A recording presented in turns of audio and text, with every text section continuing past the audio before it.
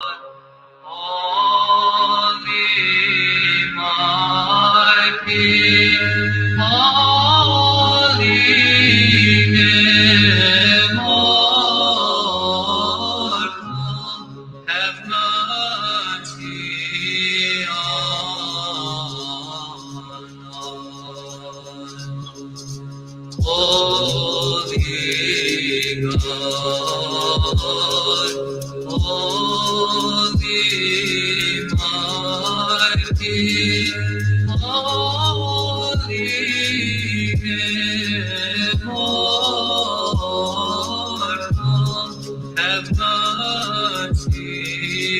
on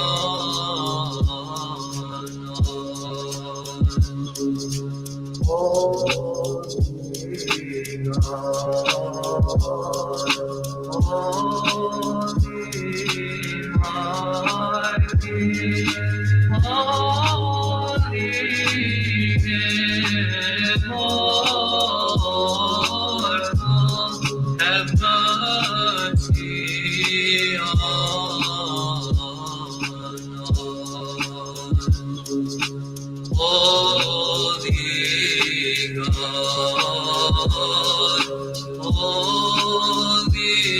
Holy God,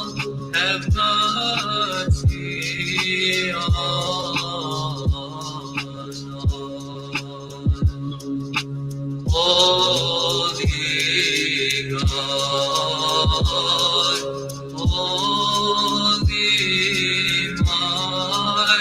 mighty, holy immortal, have mercy on us.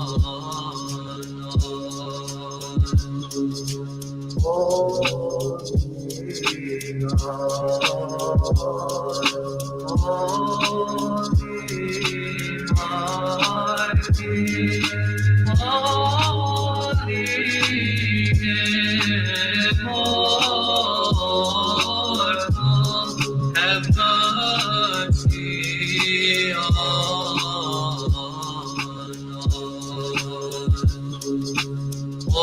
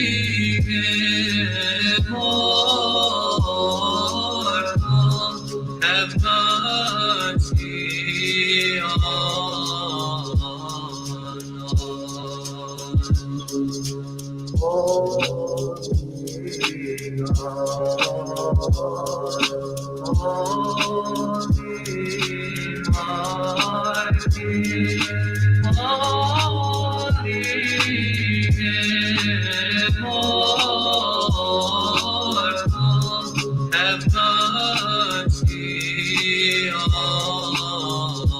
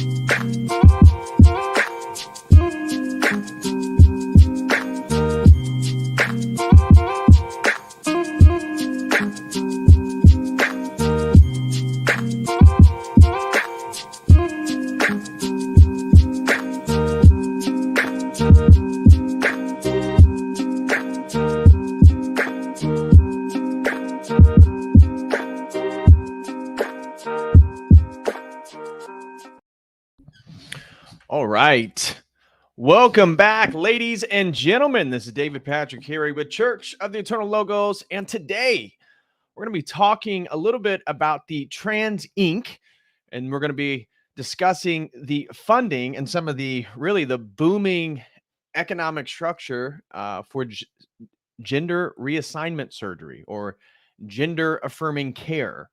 This is due to a conversation that I had saw between Tucker Carlson and a gentleman named Chris Moritz. I was not familiar with him, and I thought this was a really important conversation we're going to be reviewing today and discussing, and that is, again, how organic is this transgender movement? And before we get into anything, I want to preface by saying this channel, this stream, we do not hate trans people. We do not hate anybody who has done this, and this stream is not about bullying or demeaning anybody. So YouTube, please be kind, be nice. What we're going to be doing is Tucker had a gentleman come on who is a part of the financial industry, and he basically did an expose on tracing sort of the financial origins of this, and I think it's pretty eye-opening, and that's what I want to share with you guys today. So we're going to be discussing, follow the money and the Trans Inc. economy, essentially. So some of you guys thinking, oh, here he goes. He does another Tucker Carlson review. And yes, obviously I had to try. The last one we did with Colonel Douglas McGregor and talking about Armageddon and World War III was a hit, to say the least. It was the most successful stream I had ever done. It had over 1,000 live viewers at one point. And so, hey, when you strike gold, you might as well try it a second time. And so today I wanted to do the other conversation that I'd recently saw over on Tucker Carlson and the interviews he's been doing over on X. And this one was one that actually a lot of people didn't view compared to some of the other conversations Tucker has done. Tucker has, he puts out an interview and it gets well over 100 million views, impressions. But this one, not so much. But this one, I think, is something that many of us have not heard about and need to become aware of. And that's why we're going to be reviewing this particular conversation. But before we get into it, I have a little bit of an opening monologue today. And that is talking about transgenderism and things that I've already discussed, sort of looking at it from an aerial view, an abstract sort of philosophical perspective, and seeing, this transgender movement. One of the articles I have highlights that 20% of Gen Z now identifies as LGBTQ. This is a drastic increase between generations, between millennials and Gen X, and of course, boomers. And so I think it's interesting when we think about the fact that it was 2014 when gay marriage was legalized in the United States, and that the general sentiments of the country were in favor of, more traditionally structured families. The idea that marriage has to do with the rearing and raising of children, and therefore it's a matrimony between man and woman. However, as we've seen, due to the infiltration of critical theory, gender performative theory, that now the concepts of male and female are relegated to then new understandings of a sort of spectrum of gender, and that sex is sort of detached from your gender expression. Now, obviously, coming from a religious standpoint, we wouldn't accept this from a Christian perspective, because we see your sex and your gender and the body that God gave you as something to be celebrated, protected, and cared for. Obviously, we think of the body as the temple, it's the house of the Holy Spirit. And so, transgenderism, I think, is indicative of something I've talked over and over again regarding the dissolution of boundaries, generally speaking. And I've highlighted that in Neoplatonism, a theology and philosophy that really emphasize pure unity, they have a concept of henosis, and it has to do with this sort of dissolving of distinction and boundaries, or at least the collapsing of dialectical structures, to get back to the one, the monad, the true unity, God, in an abstract sense. And that transgenderism, I think, is indicative of this dissolution of boundaries that we're seeing within our culture. We've seen people chant, no border, no wall, no USA at all. And yeah, okay, maybe this is just Antifa and progressives wanting to, show sympathy for various immigrants and migrants that are coming into the country. But I think it's bigger than that. I think what we're seeing is really, again, this inability to maintain distinctions between things, which is essential to think correctly. It's essential in our worldview that, again, there's logical categories, logical structures, and things actually aren't always able to be dissolved into some one amorphous blob of the same thing. And the transgender movement, I would say, is part of it.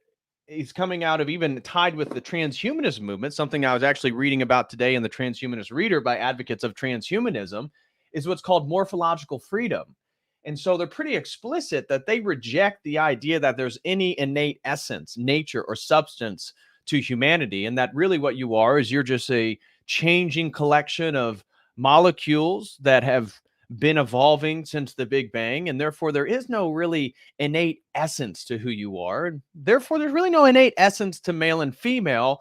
And so transhumanism is arguing for morphological freedom, this idea that we need to become modern people into the 21st century and recognize that the autonomy you have with your body is something to be celebrated. And so whether you want to become a cyborg or put nanochips in your body, or invert your genitalia or become the opposite gender, sex, well, that's fine.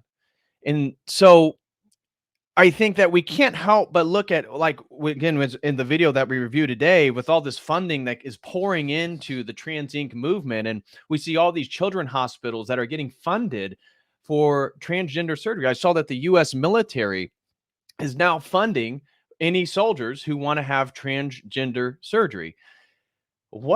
How is this happening? Why is this happening so fast and so quickly in our society? And I think it has to do with part of this sort of larger tentacles of the Great Reset, not explicitly in the sense that they want everybody to be transgender, but it's this moving into a new conception of a post-humanity, which is really, again, a philosophical school of thought about moving into a post-human world. And so I think this really butts up against a Christian worldview where we see God as the incarnation is a man, a singular person, that Jesus Christ was fully God, fully man. And here we see a sort of celebration of the body as opposed to the Gnostics who saw matter as evil, created by Beelzebub, um, the demiurge and whatnot. But when we look at transgenderism, or at least this blending of distinctions, we can point to something like the Knights Templars Baphomet. The Knights Templars, as I've talked about, when they crusaded into the Holy Lands, were sort of initiated into some of their Gnostic theology and ceremonies in which they began to venerate a structure or an entity known as Baphomet, which is this amalgamation between things. We see man and goat, again, part of this transhumanist and I would argue transgender worldview is that man is basically an animal. He's not so far separated as some of these historical philosophies and religions would like us to believe. And therefore, because he is closer to an animal, you basically are an animal, and that they would say you have no more of a soul or an importance than any animal or insect on the planet. This is part of their general worldview. And Baphomet, we can see that dissolution between the boundary between man and animal. We can see the dissolution between male and female in the sense that it is has male genitalia but female breasts. Baphomet's pointing both up and down, as above, so below, these sort of hermetic magical ideals.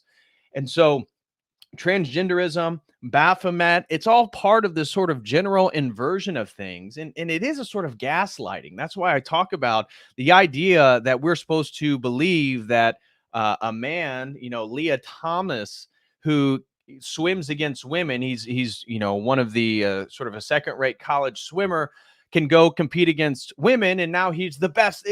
Look, she's the best woman swimmer. This is, again, boggles the mind of anybody who's trying to maintain some sort of logical understanding of what's happening here in our society. And why is it that it seems transgenderism in the last 10 years has become one of the most celebrated and protected categories? Now, it's not that transsexuals or cross-dressers haven't existed before in history. They absolutely have. But it was more under the radar. Now it's explicit. Now it's in your face. Now you are a bigot unless you think a man who identifies as a woman can fight a woman in a UFC match, MMA. What is happening? And I think it's part of this dissolution of boundaries is a dissolution of the ability to think clearly about the world.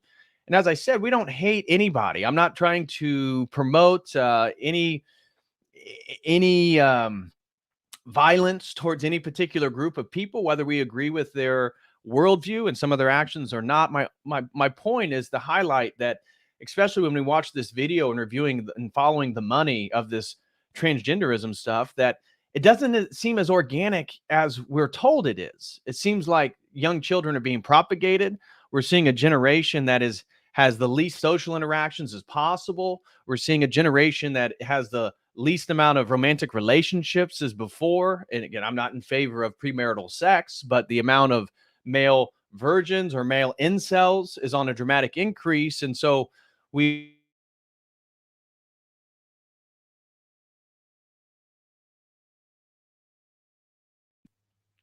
this breaking of the brain, I think this transgender is preying upon the loneliness that people are feeling in the world, this lack of meaning, this depression that is taking over people. And unfortunately, I think that this is not an organic movement, but this is a bit of a pernicious movement to potentially alter people's sexuality permanently and eventually make people more sterile. And again, from a Christian perspective, again, don't hate anybody, but one of the reasons why we don't support homosexuality is because it's a sterile form of sexuality. It's it doesn't produce life, right? And the point of sex is potentially life creating. Not that every time a man and a woman have sex that the woman gets pregnant, but you get the idea. There's a fecundity principle innate in how we understand the relationships, sexual relationships between men and women. And so this general sterility, we're seeing antinatalism dramatically on the rise, explicitly, right? I saw just yesterday, I watched a little bit of the Elon Musk interview with Joe Rogan, which I thought was pretty good. And he was highlighting this weird globalist e- the sort of environmentalist in the global worldview want to do away with humanity completely. And Elon Musk, his whether you think about him, which again I certainly have made videos before saying that we shouldn't be seeing him as any sort of savior for ourselves in the future, but he has highlighted that we're more on the edge of a population collapse than an overpopulation problem. But we know that the globalists, and if you've read any of this literature, and shout out to Jay Dyer, who's been covering the literature of these global elitists in their writings for the last 100 years, they certainly do believe in a sort of overpopulation and that we need to save the planet through a decreasing of the human population. And so certainly it seems like medical practices that have been pushed on people have led to more catastrophic problems than problems solved. And I would argue that the promotion of sterile forms of sexuality are also, including heterosexual forms that include birth control, are creating a sort of sterile phenomenon in regards to how we understand sex as purely just a pleasure act. It's about hedonism. It's about the fulfillment of one pleasures. So all this, I think, ties nicely with why does transhumanism and transgenderism and many of the globalist ideas all fit so nicely? Because I think it's about this dissolution of boundaries. So national boundaries, gender boundaries, boundaries between species, man and animal, that man and machine, this is another one. And if we grant all these things, I think what we're seeing is a total reversal of our understanding of how the world works and what these categories are. So, my only point is that from a Christian perspective, obviously we're going to be antagonistic towards this general framework of transgenderism and that you can just invert your penis, as we're going to be looking at today, and now you're officially a woman. There's a lot of technicalities and unfortunately a lot of problems even with these surgeries.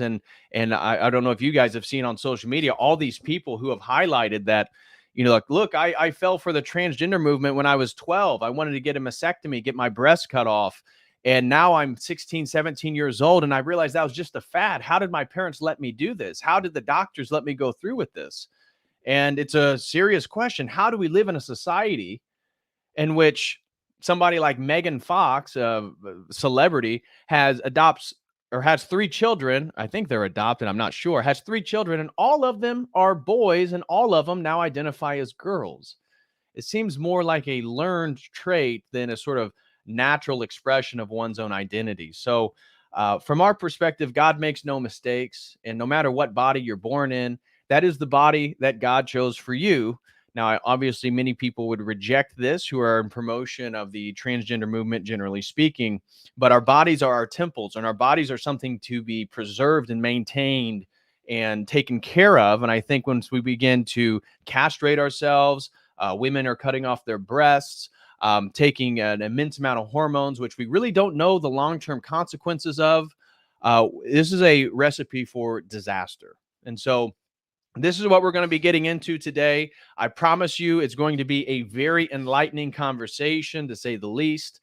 And so smash that like, guys. I want to say a few quick announcements before we get into things. But I want to highlight, of course, if anybody wants to promote and support my work, one of the best things you can do on the work here is to become a website member. We got 3 different types of memberships. Any of them will give you access to an exclusive video content. We just had a wonderful premium members meeting last night, in which really we get into intricacies that I don't want to get into publicly, especially on some of these social media platforms. So last night, shout out to all my premium members. We had a wonderful 2.5-hour conversation on basically the state of the world, some of the wars that are occurring, how this aligns with Orthodox prophecy, and all that stuff. And so if you would be interested in being part of these private Zoom meetings, you can become a Logos Premium membership. You can get a Logos Premium membership. Those are $25 a month, and I promise you they're going to be worth your money to be a part of a community of like-minded people who, let's just say, get it. They get what's going on, and you can build relationships with people from all around the world. Also, I just posted a recent video on an overview of my dissertation, as I said. So I'm going to be tracking the progress of my dissertation, and this was the first installment where I'm going to be giving you guys updates on my research on transhumanism, books that I'm reading. I'm currently going through the Transhumanist Reader. This is basically their manifesto, and how they view their philosophy going forward. And so if you want to get access to me talking about some of my research, the sources, the articles, become a website member for $5 a month. It's a cup of coffee. It's a great way to support my work. I would greatly, greatly appreciate it. And we already have tons of videos behind the paywall. So if you'd like to access any of these, it's just $5 a month. If you want to be part of a fitness membership, shout out to Chase Haggard, a recent signee. We'll be having a fitness membership meeting this coming Monday. And that's a group of Christian men and women from around the world, again, talking about fitness, health, and really just holding people accountable. You have to say your goals to the group, and then we grade each other. Well, really, you grade yourself, but as honestly as possible to each other on your previous month. Did you hit your goals? Did you do what you say you're going to do? What did you not do? What did you do? And so if you're looking for an accountability group, our fitness membership is for you. Also, if anybody wants to sign up for a one-on-one session, we had some great one-on-ones yesterday. Shout out to Daniel. God bless you, brother. Wish you the best. You can sign up for a one-on-one session right here. And also, if anybody wants to sponsor a stream, you can sponsor a stream right here with this link. We have a sponsored stream on the mystery of the Holy Spirit, which I am still working on in regards to research. So that will be coming soon. And if you have another topic you'd like me to dive into that is YouTube appropriate, of course, you can sign up and I would be more than happy to do that as well. Also, I want to highlight that if anybody is in the market for some Orthodox merchandise, go no further than orthodoxdepot.com, orthodoxdepot.com, and use promo code COTEL. They have icons, prayer robes, incense lamps, all types of stuff, Orthodox necklaces, and you can get 10% off as well as support the channel and support my work with promo code COTEL. So I would be greatly appreciative if anybody decided to do that. And also, in regards to my website, I wanted to highlight, guys, don't forget, we got some merchandise. And so you can always go to the shop. We got hats. I'm going to be coming out with new sweatshirts. Those should be out this week. So if you want to support by buying a coffee mug, buying a t-shirt, getting a hat, I would be greatly appreciative of that as well. So just wanted to throw that out there. So guys, smash that like. Also, if you want to support the stream while we do our conversation review today, the best way you can support is through Streamlabs or Dono Chat. Both links are in the video description. So if you click on the video description, you can find those links. I'd be greatly appreciative. Or if you prefer to use YouTube, that is good as well. LTA says, where do you sign up for the Bro Fitness program? Well, if you sign up at the website, again, go to the website /membership. You can see right here, again, there's 3 different memberships. There's the basic $5 a month logo subscription, gets you access to all the exclusive video content. But if you want to be part of the fitness membership, again, this is more of an accountability group. And we also have a Telegram, private Telegram group. You can sign up over at the website. Just go to davidpatrickharry.com /register. And if you want all that, plus you want to be part of 2 private Zoom meetings every month, sign up for the Logos Premium membership. I promise you, you won't be disappointed because the conversations we have are fantastic, So thank you, LTA, for your interest. I hope that you do sign up, brother. We'd love to have you. Again, our fitness meeting is this coming Monday. So if you sign up before 7:00 p.m. Eastern Standard Time this coming Monday, you will be sent a link to the Zoom meeting and you'll be able to join. So I hope you do, LTA. God bless you, brother. Okay, now with that being said, let's get into today's topic. I am saying that there might be some sensitive content today, not that there's going to be a lot of vulgarity or anything like that, but the topic at hand having to do with some of these transgender surgeries and what they do may be a bit much or vulgar for some people. So just FYI. But what I want to do now is kind of get into things. Let me change and bring up the, here we go, bring up the screen that I'm wanting. Here we go. Okay. Oh, and Maximus Pike throws in a super chat of $5 Canadian. He says, everyone support Andrew with his debate against Matt Dillahunty this Saturday on Modern Day Debate. God bless. Yes, Maximus Pike. Shout out to Andrew going and taking on the notorious atheist of Matt Dillahunty. I'm sure Andrew will be able to take care of it. I saw he was doing a bit of a debate prep today. So God bless you, Andrew. Wish you nothing but the best, my brother. And thank you very much, Maximus Pike, for the super chat. And we'll just check right now. I don't think anybody else has sent anything in. So if you want to support, feel free to use the Dono chat or the Streamlabs link. Both, they take a little bit less than 30%, which YouTube takes, but I appreciate it. If you prefer to use YouTube, that is fine as well. All YouTube comments will be brought up and addressed on screen. So what I want to show you guys first is, before we even get into this TransInc conversation amongst Tucker Carlson and Chris Moritz, is that how organic is this movement? So this is it seems to be a very supportive article for the dramatic increase in LGBTQ identifiers amongst Gen Zers. It says, why do so many Gen Zers identify as LGBTQ? Because of the sacrifices of prior generations, experts say. Okay. It seems to be a little bit more than that, and I think our video is going to reveal why. But this accurately highlights that Gen Z, more than 20% identify as LGBTQ. Now, notice that right now, the highest number of LGBTQ identifiers in the United States is occurring, and that is now 7% of U.S. adults. 7%. This was below 1%. Historically, it's always been below 2%.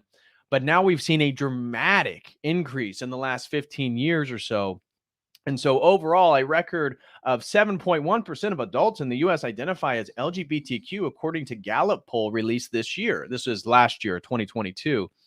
But about 21% of adults in Juliana's generation, Gen Z, those born between 1997 and 2003, identified as LGBTQ in the poll, compared to 10.5% of millennials, 4.2% of Gen Xers, and 2.6% of baby boomers.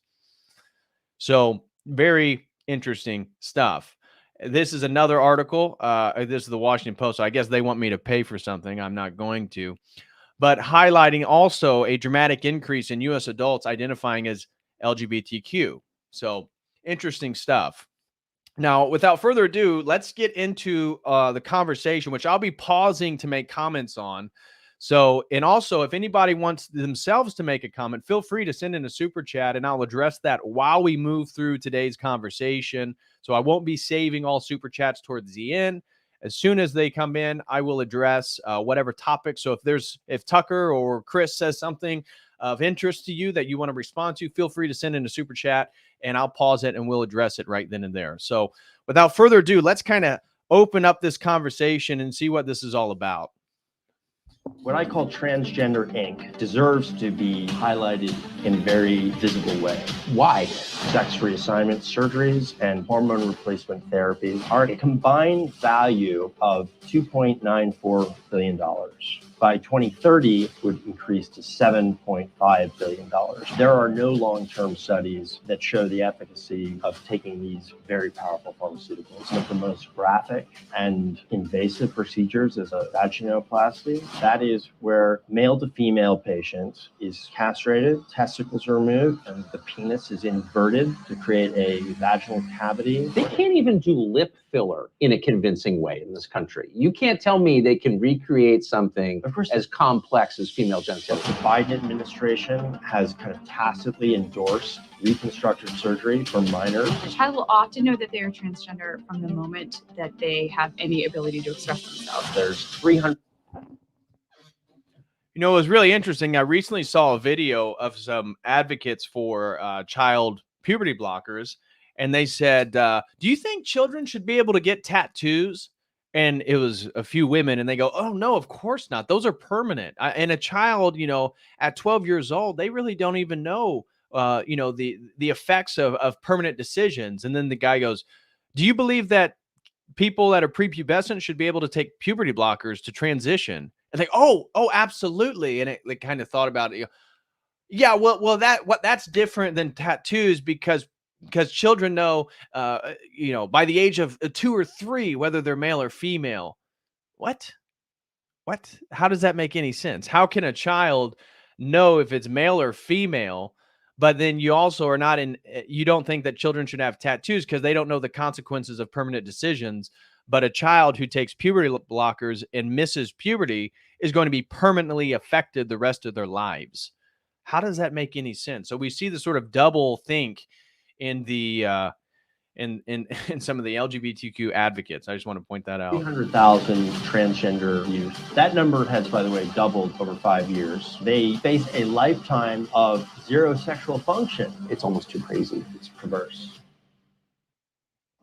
If someone had told you 15 years ago that kids in your, say, daughter's 9th grade class would be coming to school in drag and would be affirmed in that by their teachers and the broader community, you would say there's no chance that could happen in this country. And of course, it has happened and it's now happening at scale. Transgenderism is not just a fad, it's a fact of life across this country, not just the elites, but in small towns, everywhere. And so the question is, how did something this unnatural and prima facie demented happen so quickly? Well, of course, there's got to be money involved. Interestingly, no one that we're aware of has taken a close forensic look at where the money's coming from and where it's going. And that's why we're so delighted to see research done by our next guest, Chris Moritz, who's a longtime investment banker and policy guy, has done on this question. Transgenderism. It didn't happen by accident. Some people are profiting from it. And with that, we introduce our guest who joins us here on set. Thank you. Thank you, Tucker. It's beyond a pleasure to be here. Well, we're grateful to have you. And there's been a lot of complaining about this. It's clearly a destructive trend that's hurting people, particularly children, destabilizing the society, and it doesn't make any sense. So it's making all of us irrational. But for some reason, nobody has taken the time to figure out who's profiting from this. And you've done what I think is a spectacular dive into this, an amazing overview of the economics of transgenderism. So with that, I'll just kind of back off and let you describe what you found. Well, I think there's so many elements to this issue. Yes. Philosophical, religious, even. Yes. Religious, sociological, especially. Of course. Yeah. But the economics of it, what I call transgender Inc., is something that has gotten very, very little attention, and it deserves to be highlighted in very visible way. Yes. Because this is a market that in 2018, this market is made up of sex reassignment surgeries and hormone replacement therapies, which include a number of different pharmaceutical products. But the combined value sales of sex reassignment surgeries and the pharmaceutical products in 2018 was $2.94 billion. By 2022, that figure had rose to $4.18 billion. And by 2030, our analysis indicates that would increase to $7.5 billion, which represents an 8.5% compound annual growth rate, which is relatively significant within a healthcare vertical. Well, it's bigger than the entire healthcare budgets of some African countries. For sure. It's a lot of money. Well, considering also that the population of patients is about 1 million people, there's 1.6 million transgender adults, or I should say over the age of 13, transgender individuals in the United States as of 2022. Now, that number has doubled in 10 years. So in 2011, there were 700,000 transgender Americans over the age of 13. And by 2022, that had risen to 1.6 million. Now, so you just ended the debate over whether this is something a person is born with. Well, I think that there is absolutely zero scientific evidence that would suggest that there is a gene, chemical alteration, any kind of somatic, physical, biological element to transgenderism that would result in what has become known as gender dysphoria. And in fact, if we get deeper into the medical research, we find that there are no clinical studies, none, on the long-term efficacy, consequences, and in many cases, debilitating life-term effects of these procedures and pharmaceutical products, especially on children. But there are no studies? There are none.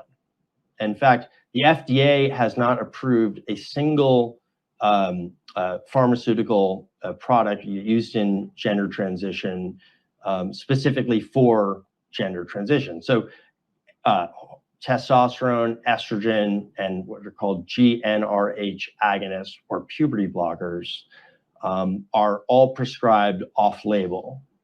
So they do not have specific FDA approval for gender transition, because this is such a new field of medicine. Many of these drugs, especially these GnRH agonists or puberty blockers, have been traditionally prescribed for cancer patients. Right. And prostate cancer, famously. Exactly. So there's a drug called Lupron developed by AbbVie Pharmaceuticals. And this has gotten a lot of controversy and a lot of attention because in Texas, Ken Paxton has actually brought suit against AbbVie and another pharmaceutical company that makes puberty blockers called Endo Pharmaceuticals, based on the fact that they are advertising to children these drugs off-label For a non-FDA approved use. Correct. So now, isn't that wild that the medications and treatments that are being used on these children at large numbers never seen before actually haven't been approved by the FDA? You'd think that the government would begin to crack down on these things, right? Look at what they're doing with testosterone. I've had my godson, but one of my good buddies, one of my best friends, Dr. Michael Moeller, on, and he runs a men's clinic. He actually prescribes and provides testosterone and hormone therapy for men. And yet their industry is seeing the FDA and the US government crack down on them in a seriously significant way, making it more and more difficult to actually give testosterone to men. Yet, as Chris Moritz just highlighted, the transgender ink industry is allowing to operate and perform these surgeries and provide hormones for children that the FDA hasn't even approved. It seems so strange to me, right? Doesn't that seem backwards to you guys? That I thought the US government, the FDA, obviously we know better post 2020, but I thought the FDA were the good guys. I thought they were interested in safety for the people. What's going on here? So pretty striking opening right there once you realize how big this industry is, continually growing year after year after year. And again, in all this dramatic increase in numbers has occurred in the 21st century. What is going on? Hey, we got another super chat. Shout out to the real Cooter Brown. Throws in $5 and wanted to say, unfortunately, I can't stick around long, so I'll catch the full replay, but just wanted to say respects for covering this grim topic because it needs to have light shown on it for what it is. God bless and hope things are going well for you. Well, thank you so much, the real Cooter Brown. Yes, unfortunately, I do feel like I'm taking a bit of a risk, but that's why I'm saying we are not here to disparage or attack any transgender or LGBTQ individual. We're only highlighting the objective findings in regards to this industry and where it's getting all its money and how large it's becoming and how much money the doctors in various hospitals are making by performing these surgeries. So that's the point of today's stream. So YouTube, please be kind. We're not trying to harm anybody, only trying to bring educational light. But thank you so much, the real Cooter Brown. God bless you, brother. And our sister, shout out to our sister, Rachel Wilson, throws in a $4.99 super sticker. Thank you so much, sister. God bless you. Hope you and your number 5 are doing well. I saw your post on X, and I hope she's feeling much better after her trip to the ER yesterday. So prayers for Rachel and Andrew and their children. They have one of their children, number 5, has been sick. So God bless you, Rachel, and I hope she's feeling better. Okay, so let's get back into it now. So testosterone feeds prostate tumors. Yeah. So if you are diagnosed with prostate cancer, one of the therapies might be to lower your testosterone, correct? Correct. That's what this drug is used That's for. exactly right. But it's now being prescribed at scale to kids. Yeah. And there's no study suggesting the outcomes long-term? None. No peer-reviewed studies. Can you think of is there any other part of air quotes medicine where over 1 million people are being prescribed a course of quote therapy where we don't know the outcome? Yeah, I think there is an analogy that can be made. As a millennial growing up in the 90s, what was a big trend at that time in for that cohort? ADHD. Yeah. Everyone was put on Adderall at a young age because school teachers identified active kids, and the process of going from being identified as maybe a little different or whatever at the school level, and then getting elevated to guidance counselors, then to psychologists, then to clinicians, and before you know it, you're prescribed a very powerful pharmaceutical drug. And I think something very similar, an addictive drug that'll give you brain damage. for sure. Yeah, that's a great point with ADHD and how many of my friends, I remember in school, I was never prescribed with ADHD, but I know many of the guys I went to school with were in fact prescribed and had been on Ritalin or Adderall or, whatever upper to Vyvanse was another one I saw people prescribed to control their inability and their attention deficit hyper disorder. But we don't know the long-term consequences about that. And studies have shown that Adderall addictions is equal to a cocaine addiction. And yet we had an entire pharmaceutical industry do that to children. We have an entire pharmaceutical industry through the Sackler family, get America addicted to Oxycontin, knowing that how addictive it was, knowing the negative side effects of Oxycontin. And yet our government actually gave doctors a financial incentive, along with Big Pharma, to go ahead and prescribe it, which then caused the opioid epidemic, which we're still in the thralls of. And unfortunately, so many Americans then have died from fentanyl overdose, even from, and I didn't even realize this, people are dying from fentanyl from pills that they actually get from a pharmacy because they might be tainted with a little bit of fentanyl or something. I had no idea that was being the case. But, look at that. Look at what's going on. I wanted to highlight, too, Rachel threw in a comment and said, I'm paying out of pocket for them, even though, hold on. I missed the first one. There it is. I had to pay out of pocket and go out of network to get a full hormone and thyroid panel done, which showed I had almost no thyroid hormones and was very deficient in 2 other hormones. I'm paying out of pocket for them, even though I am clinically deficient and having serious symptoms because my insurance won't cover it. If I were transitioning, they would cover it. Exactly. How does that make sense? How are hormones, like I said, with Dr. Mo and his prescription of testosterone and TRT to men, how is that industry being attacked?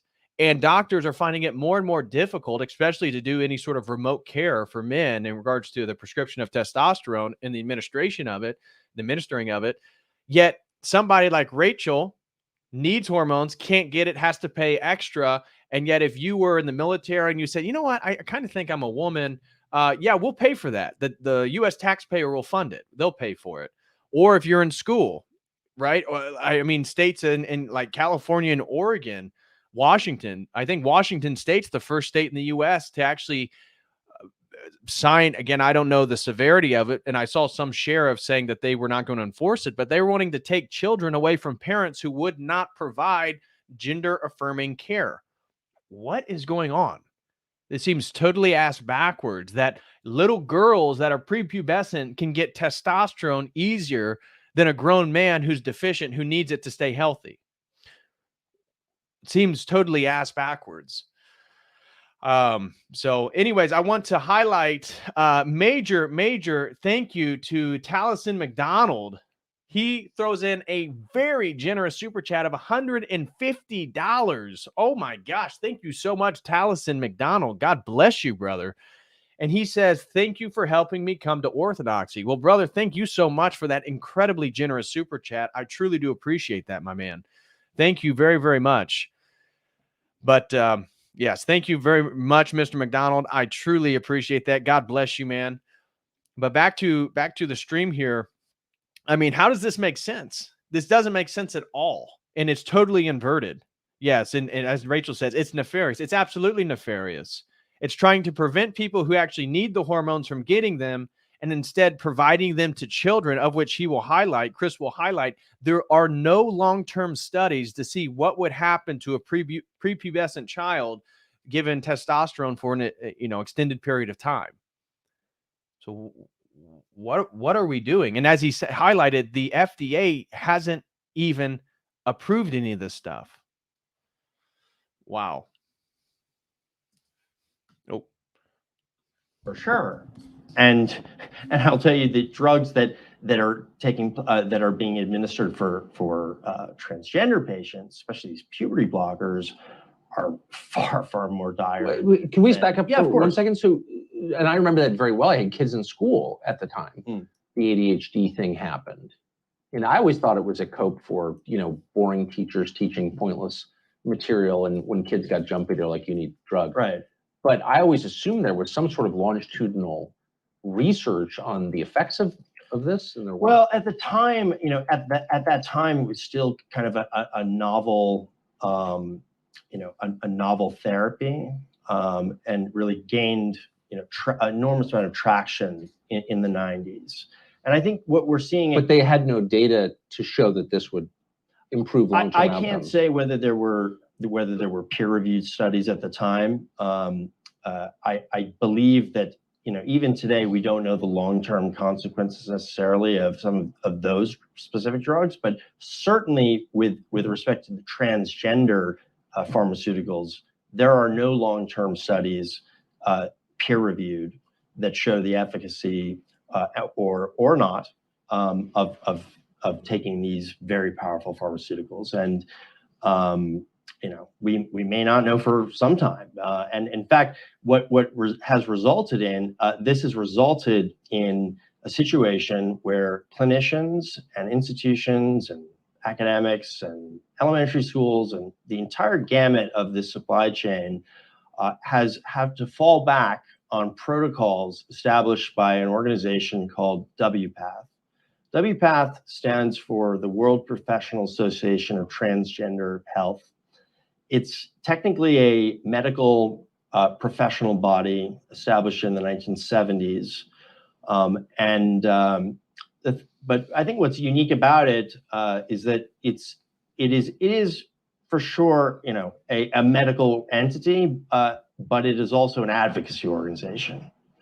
And a political advocacy organization. For sure. So insofar as they are advocating for the advancement of transgenderism.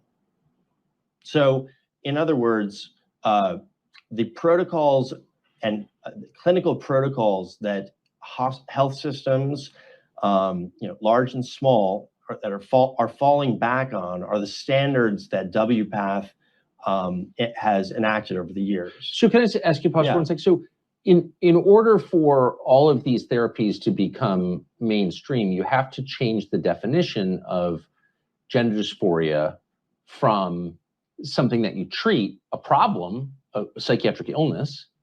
You have to change it from that to something very different. In fact, the clinical history shows just that. So in 1952, the first sex reassignment surgery happened, I believe at Johns Hopkins, with a patient named Christine Jorgensen. It was very big news at the time. Then about 10 years later, Johns Hopkins established the first gender clinic for purposes of performing sex reassignment surgeries. But for most of the 20th century and certainly the post-war period, transgenderism, or gender dysphoria as it's become known, was deemed to be a mental illness.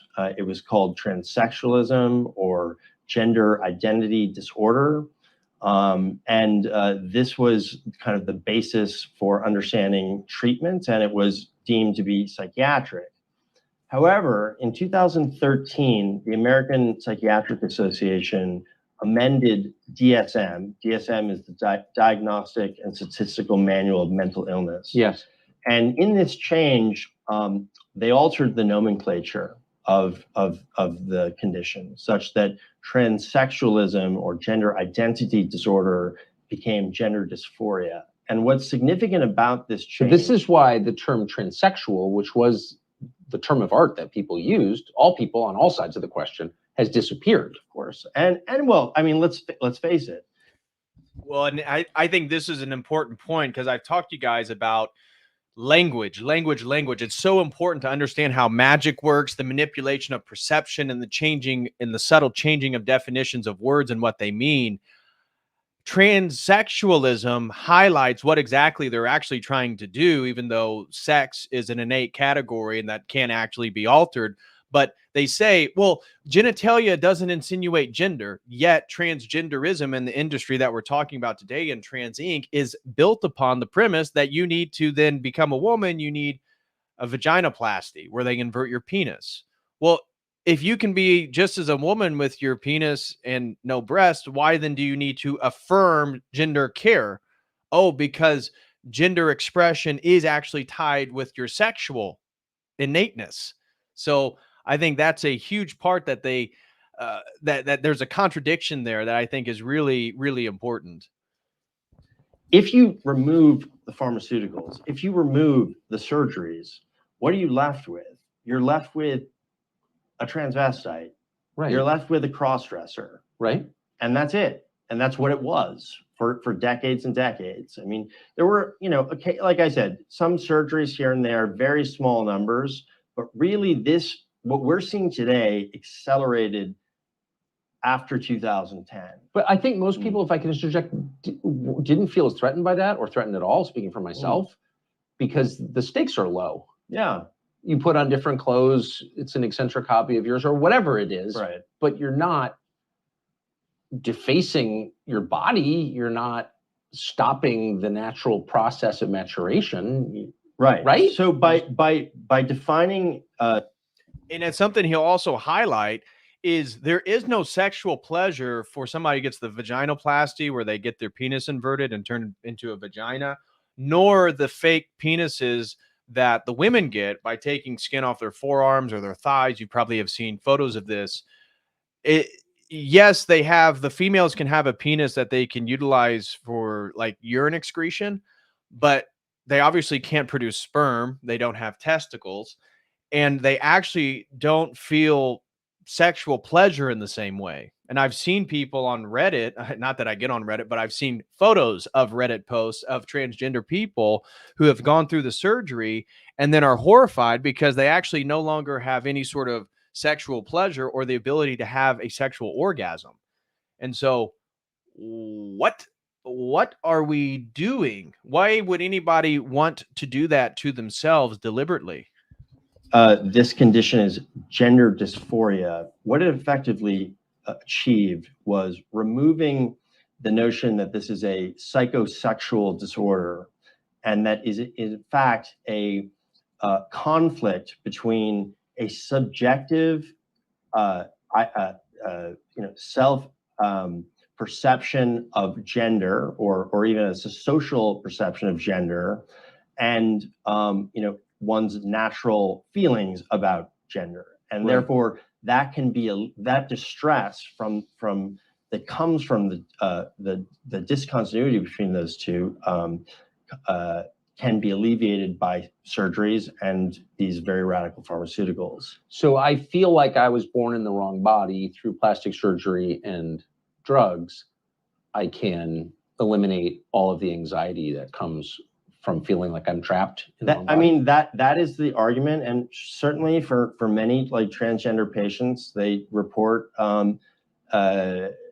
positive benefits from the process. However, many also report regret, severe physical ailments that come from the surgeries themselves, which we can get into, and the complications that arise from those, and then of course the pharmaceuticals. Well, let's get into that if we could, because I spent, I don't know, the last 5 years talking about transgender stuff on TV, and debating people on it. And I don't think I've ever heard anyone describe what exactly the surgeries are. I don't think you're allowed to ask.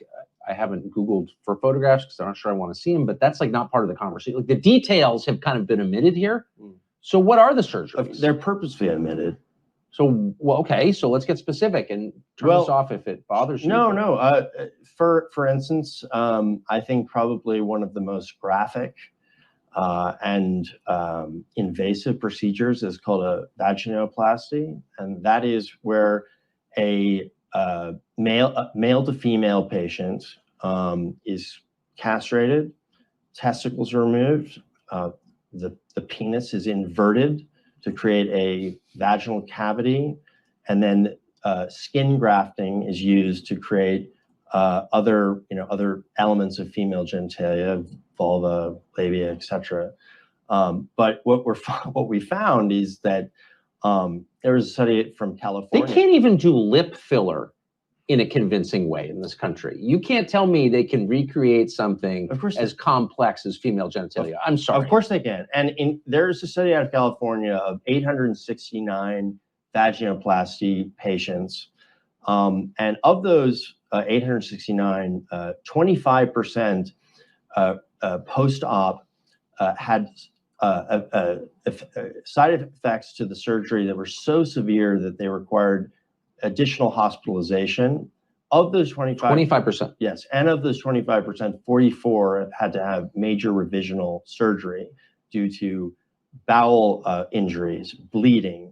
Also associated with this particular procedure is total loss of sensation, in other words, sexual functioning. Total loss, irreversible. That's it right there. Total loss of the ability to experience sexual pleasure. Again, going both ways, whether you get the vaginoplasty or you get the sort of construction of a penis through the extension of, I believe what they do is the clitoris, and then they use skin to build that into a sort of penis. What they do, and I wonder, do the people who go through these surgeries, do they know ahead of time that they'll never be able to have an orgasm again? Because I wonder how many people know the full consequences before they get these surgeries. I mean, it boggles the mind to think that there's an entire industry, and wait till he gets into the point that it's a $7 billion industry now, Trans Inc.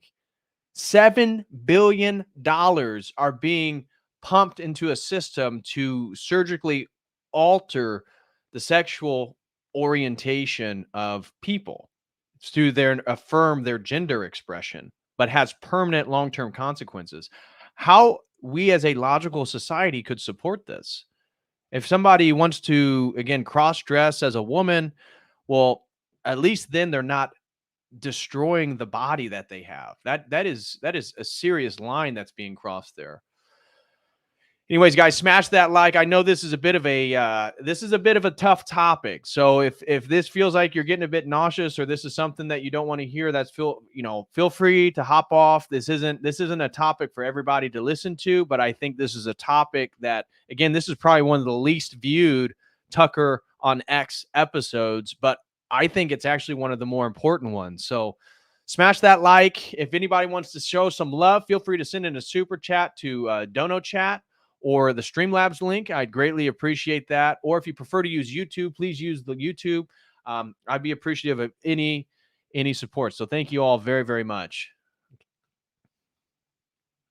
So that's one of the, I think the more one of the more explosive of these procedures, but it also includes mastectomies, which are performed at an increasingly rate on minors, on girls.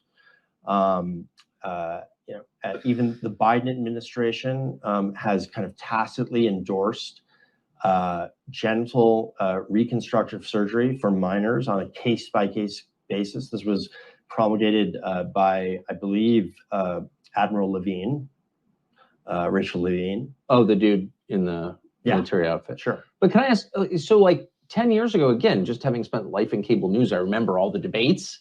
You sort of wonder, like, whatever happened to that? Like the female genital mutilation, FGM, this was something that your garden variety NPR donor was very upset about. Sure. Like 10 years ago. Yeah. I haven't heard anybody mention female genital mutilation in the United States in quite some time now. Is that because we now officially engage in it? Of course, we export it to the rest of the world. The rest of the world, rest of the developed world, which were, in fact, the Scandinavian countries in particular had,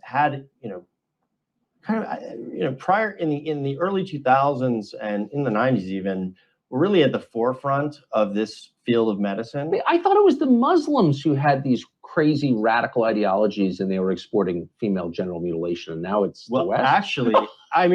Actually, in Iran, Iran is one of the largest centers for sex reassignment surgery in the world. What? Yeah, because they're anti-gay, and transgenderism. I mean, it's a very quietly held but widely held view, I think, amongst the LGB community. The transgenderism is anti-LGB. Well, of course it is. Of course it is. And in Iran, where homosexuality is illegal, they have a very simple solution: vaginoplasty. Cut it off? Yeah. So, well, you just blown my mind. I had no idea. Yeah. Wow. And I'll tell you, in terms of the pace of growth for, let's say, clinics serving pediatric patients on gender issues, in last 15 years in the United States, we had 0 down to over 100 clinics for kids.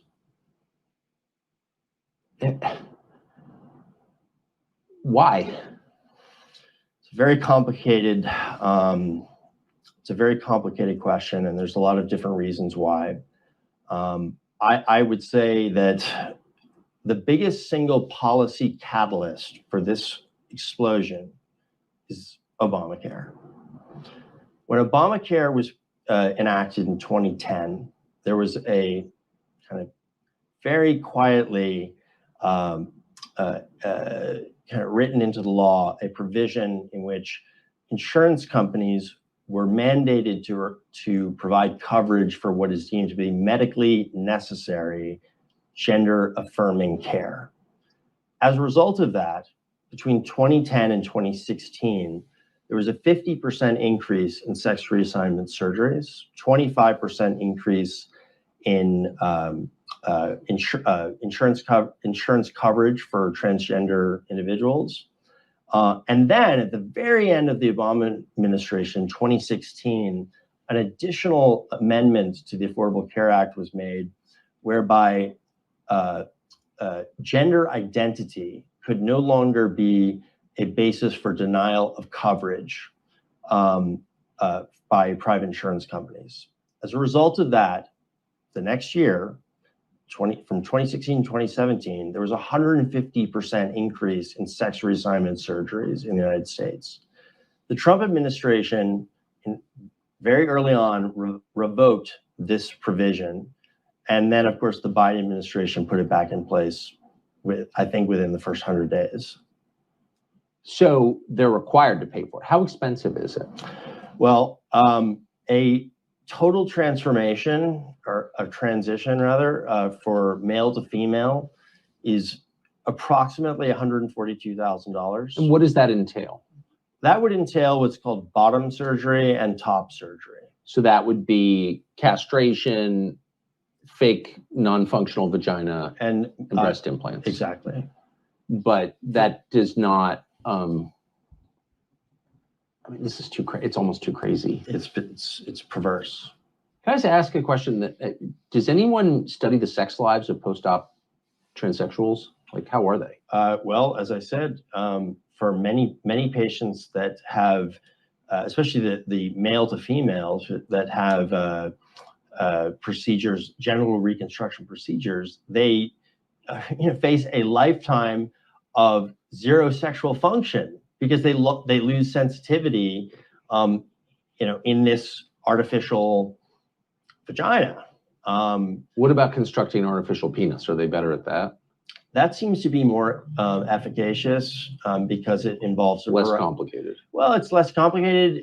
It's also, part of the process of let's say administering testosterone to women results in an enlargement of the clitoris. Yes. And that can be used as a basis to create a neophallus.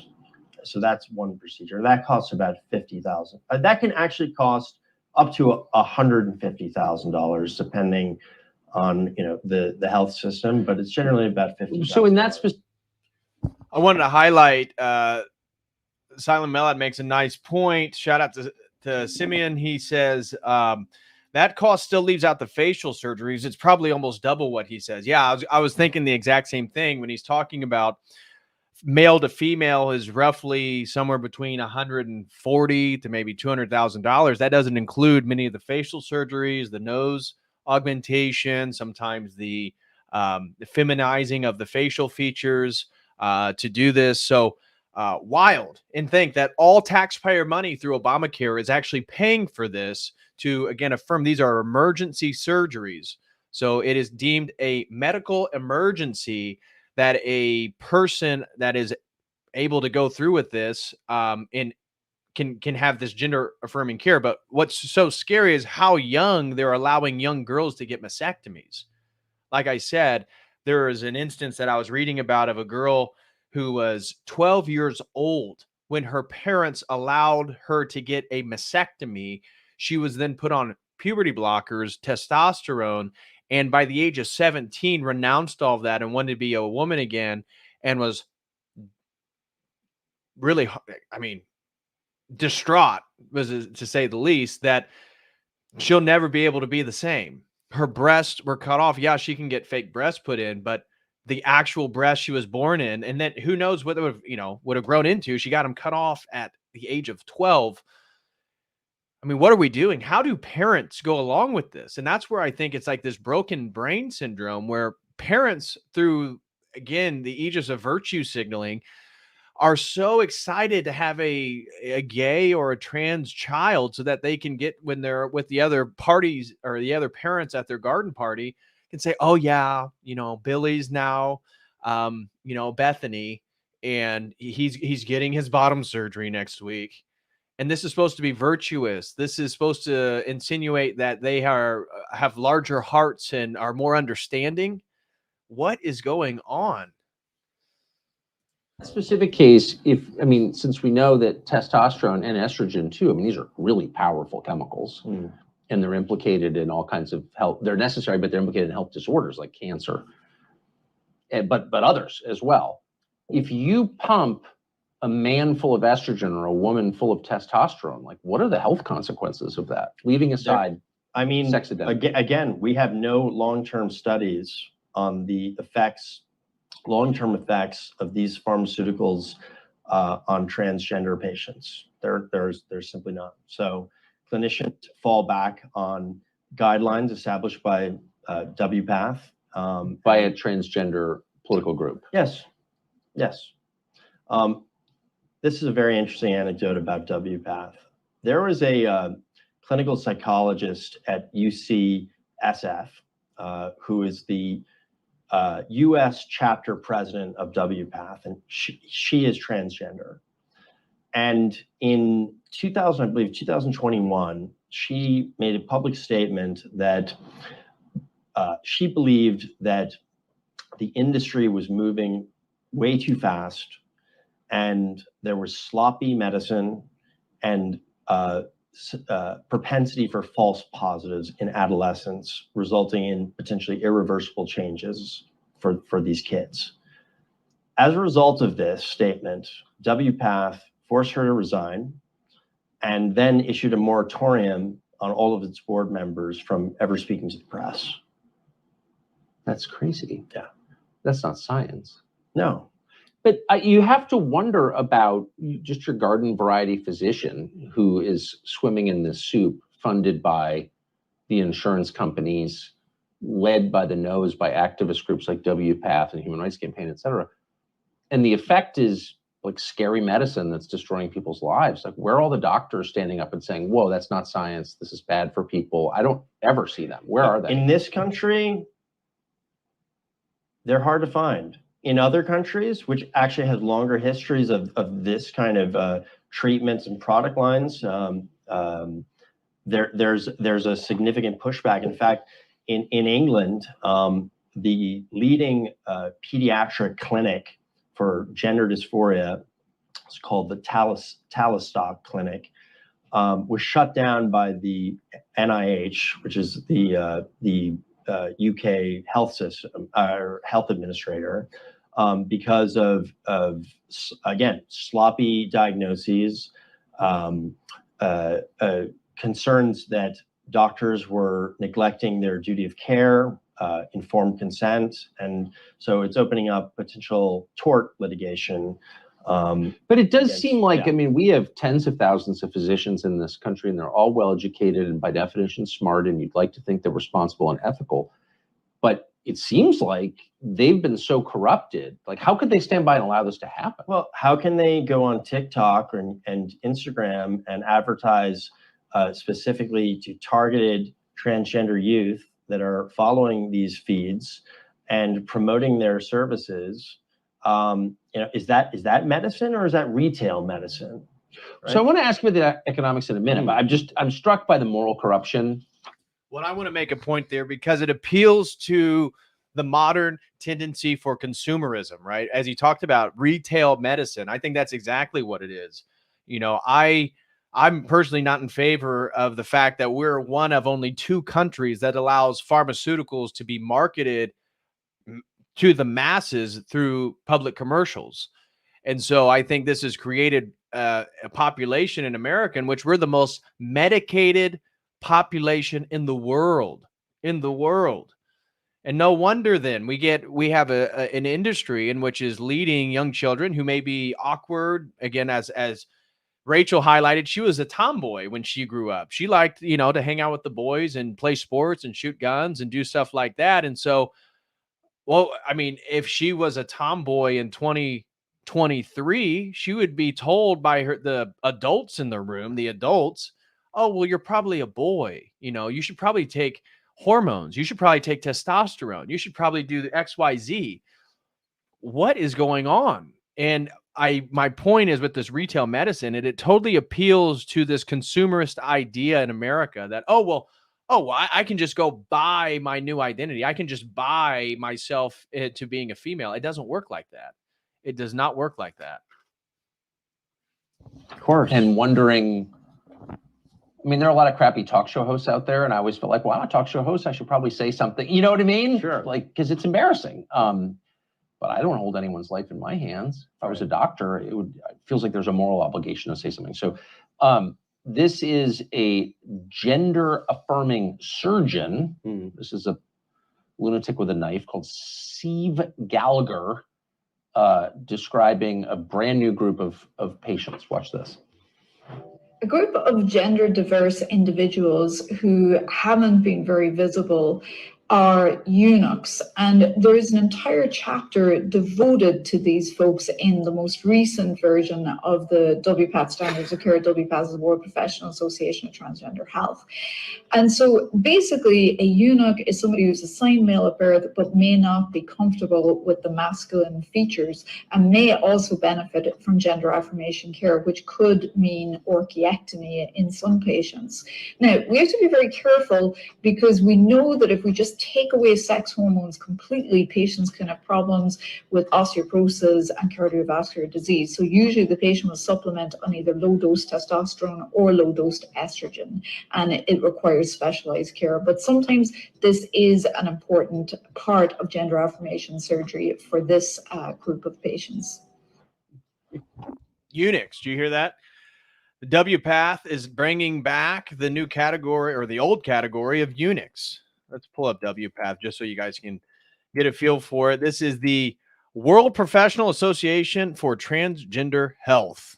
And this is the Bible then that these medical professionals are using to administer gender affirming care to their patients.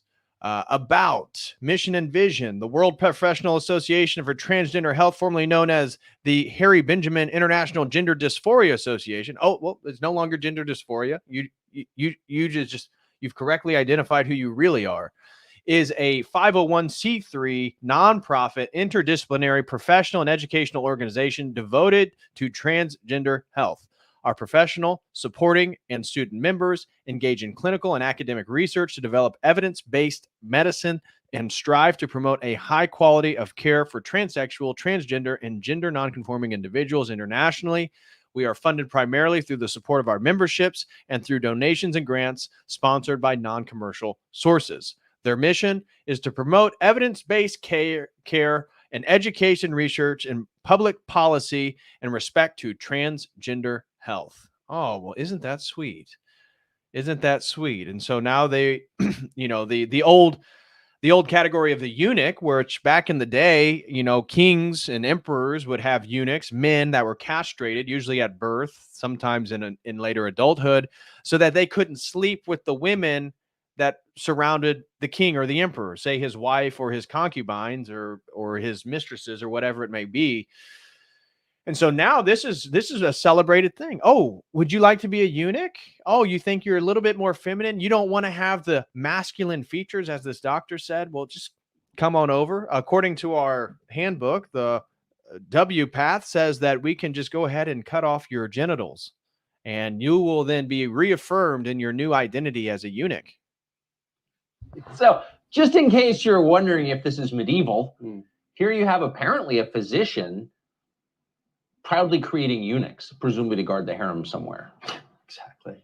I mean, what? So, but like, where are all the other surgeons who are like, wait, that's fully crackpot? That's pre-science?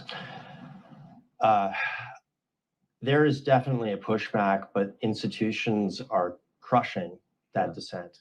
That's what it is. Just right? like what I cited with the clinical psychologist at who's the W path. No, that's US, what it is. U.S. chair. It's the institute. It's like everyone watched the 2020 election get stolen, but nobody can say anything because you'll get crushed. Look, and it's not just healthcare institute. It's not just health systems. It's not just pharmaceutical companies. It's corporate America. So, for instance, there is an entity called the Tawani Foundation. The Tawani Foundation is led by Jennifer Pritzker, who is the transgender sister of Governor of Illinois, J.B. Pritzker. And she established a nonprofit entity called the Tawani Foundation, and then a private equity vehicle called Tawani Enterprises. Tawani Foundation has established grants all over the world to propagate transgenderism at the university levels, funding legal legal battles and legislative initiatives, but they have also partnered with corporate entities. So, for instance, in 2013, Tawani, in conjunction with Wells Fargo Foundation, established a grant at UC Santa Barbara to study transgenderism in the U.S. military. Yes, transgenderism in the U.S. military, which is a growing phenomenon. I don't know if you guys have been seeing some of the TikTok videos. I mentioned this last time of all these drag queens. So they're men during the day in their Navy and Army uniforms, and then at night they're drag queens. I've seen multiple videos of soldiers getting their gender affirming care, all paid for by the American taxpayer. Wild stuff, guys. I want to make a point. Smash that like for everybody who's here. And again, if you enjoy getting content like this, obviously I'm taking a bit of a risk to even do a stream on this type of topic, given we know the climate that we're existing in. I would really appreciate some support. We had a super chat come in by your favorite sociologist and says Genevieve Gluck's expose on Rudix of WPath's link with the eunuch archives and child predation reveals the true demonic impetus of transgenderism as a way beyond profit. It's so sick, I threw up reading it. Please check it out and share the info. So this is Genevieve Gluck's expose. Okay, let me pull this up and see what I find real quick. So Genevieve Gluck's expose of Rudix. for unique gender identity document. Well, I have to check this out. I'm not going to pull it up right now just because I'm not sure what's in it. But thank you very much, your favorite sociologist. Thank you very much for the $5 super chat. I do appreciate that, guys. Thank you very much. And then we had another one come in from Dean Lim 2. Shout out to Dean Lim 2 and all the support. Thank you very much, brother. He says, it's nice to highlight this. It shows that the actual subject is getting affirmed is their exploitation. Pray for the youth. Absolutely. We should be praying for the youth. Unfortunately, many of these kids don't have a true parental figure that can guide them in the right direction. And so end up falling victim to this agenda and making permanent changes to their body that they'll never be able to correct. It's horrifying. It's absolutely horrifying. So, guys, smash that like. Again, if you enjoy this content and you'd like to support, please send in a super chat. Obviously, this is a bit of a risky content to do in today's time, but I appreciate everybody being here. Rachel says, Genevieve Gluck does fantastic work on this. She is a TERF, but I appreciate her work. Okay, I'm not familiar with Genevieve Gluck, so thank you, Rachel, for highlighting that for everybody. Okay.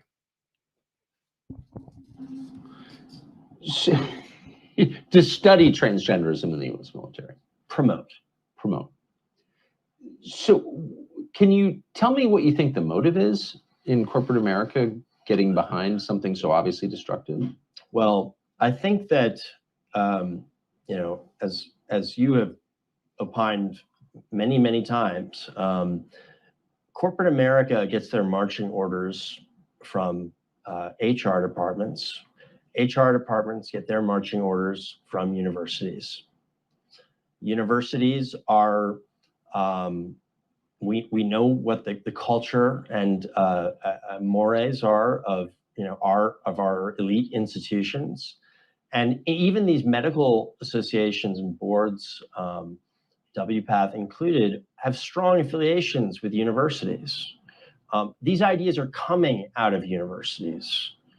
And why that is, there's many reasons why. I would argue it's a kind of extension of postmodernist cultural Marxism, because transgenderism, if we're looking at it philosophically, is ultimately about rejecting what is a foundational principle, philosophical principle in Western civilization, which goes back to Aristotle, that there is such a thing as objective truth and reality. Yes. But transgenderism and beauty. Yes, but transgenderism is to say there is no such thing as an objective reality that you are born a male or female. It is your subjective perception of your gender identity that is actualized and made real, and where it becomes kind of authoritarian as a movement in the fact that the movement demands society recognize that subjective reality as truth. And that's a huge point I want to build upon, because as I talked about, again, a really important topic within transhumanism is called morphological freedom. Morphological freedom is exactly what he's talking about. It's the idea that there is no innate essence or nature or substance to Homo sapiens, humans, and really all the animal kingdom, generally speaking. All they are is a collection of molecules that are evolving and changing. And therefore, personal identity is something that is sort of existentially created. And therefore, again, in transhumanism, transgenderism, it's built upon a sort of postmodern rejection of universal categories. Now, even though many transhumanists will mock postmodernists, again, rightfully so, but yet their worldview itself, again, rejects universal categories like universal morality, universal truth, and such, to sort of new understandings that comply to a worldview in which you must submit to a sort of subjectivistic understanding. This is what I'm talking about: the blurring of boundaries, the dissolution of boundaries, and the breaking of people's cognitive faculties, the breaking of brains. I don't mean that people are really breaking their brain, but they're being gaslit, and then sort of authoritatively through the institutional structures, the government, the universities, the military, social media companies, all are on the same page regarding these procedures and the reality of transgenderism. It's astonishing. It's absolutely astonishing. We had a super chat come in from Santi's World. Santi's World Bear says, God bless, left my question in chat for $5. Okay, let me scroll up and find it. Okay, Santi's World says, do you think giving the minority this much attention makes the normal folks of America tolerate this more as time goes on? As people talk about it more, it becomes less abnormal. No, actually, I get the point you're trying to make there, is that the familiarization with something makes it more normalized, but I do not think that's the case. I don't think that talking about rape normalizes rape as something that's okay. I don't think talking about murders or the increase of murders makes Americans okay with murdering. I don't think talking about illegal immigration makes more of America okay with illegal immigration. I get the sentiment, and maybe in certain contexts of more benign topics that might be true, but I don't think for this topic. This one is so outrageous for most people, especially once they see how these surgeries are done and what they look like after they're done. You know, what was oh my gosh, I forget the little girl well, it's a boy, but he was on TV. It starts with a J, I think. His mother transitioned him to be a girl at a really young age. They had a whole TV show about it. And she talked about in a video that like got on social media about how she has to go in and forcibly insert things into the constructed vagina of her son, now daughter, because she doesn't want to do it because it's painful, and that the vaginoplasty that they're talking about is really an open wound. It's an open wound, and that's trying to heal itself. And so if you don't insert things to keep it dilated, it will then close up. And maybe some of you guys are going to be more familiar with Jazz Jennings. That's it. Thank you so much. Cryptic 333. Exactly. It was Jazz Jennings. His mother had all this surgery done to. Now, this is a child. And she talked about how frustrated she was with Jazz because her doesn't like her vagina being dilated. That is, again, fake and altered because it hurts, and that anyways, yeah, it's sickening. I'm not even go into more details. But it's incredibly disturbing. So I get your point, Santi, but I do disagree that talking about these topics normalizes it. I mean, you're supposed to not talk about, again, just to take the logical follow of your super chat would insinuate that we shouldn't talk about things that are bad because it normalizes them.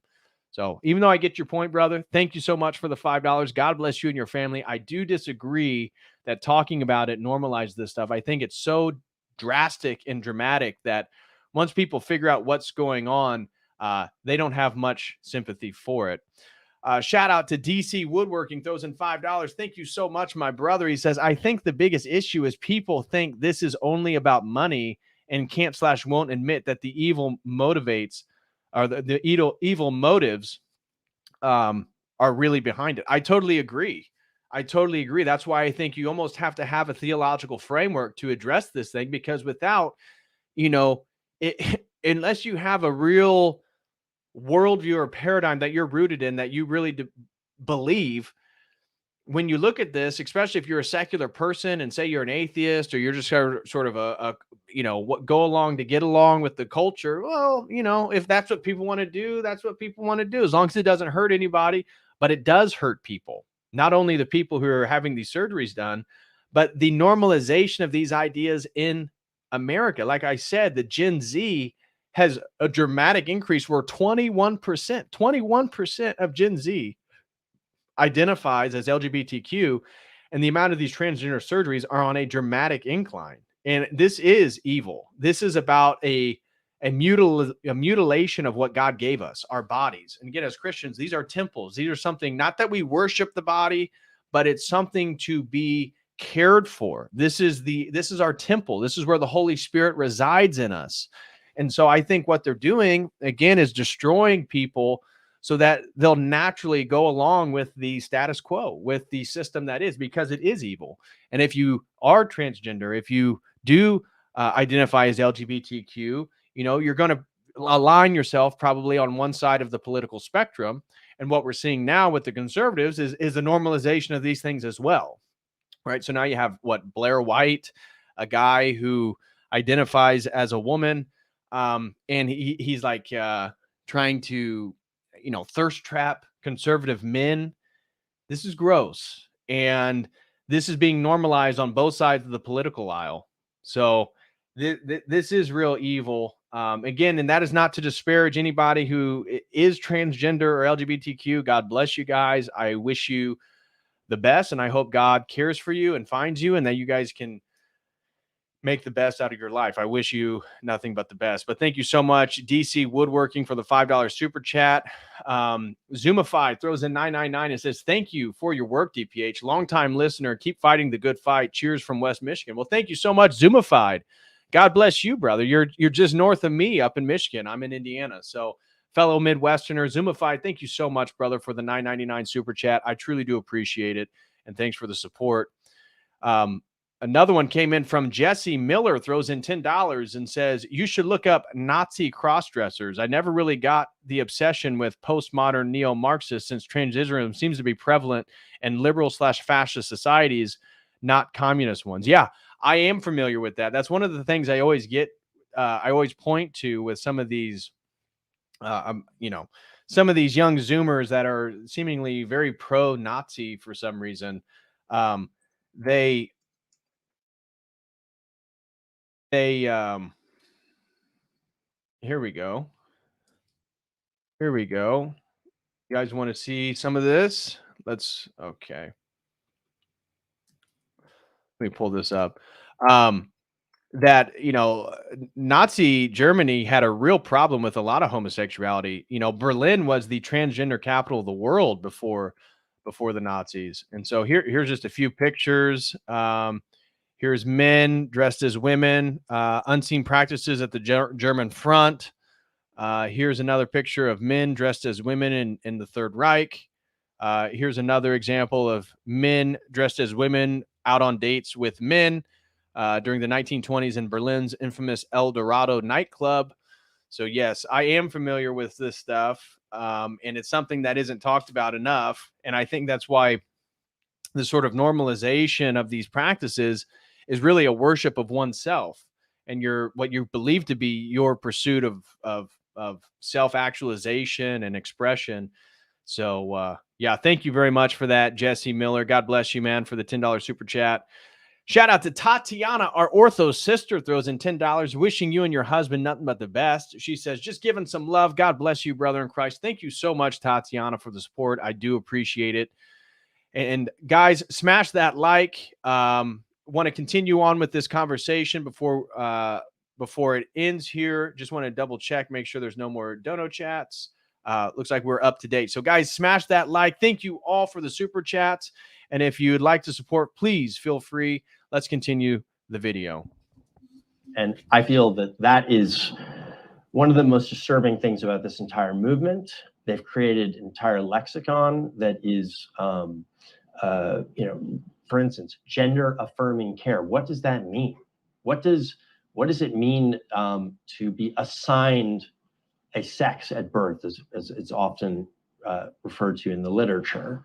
One argument can be made, it's very anti-God, right? It is, you are assigned a gender, and that can be changed by medical science. Because you're God.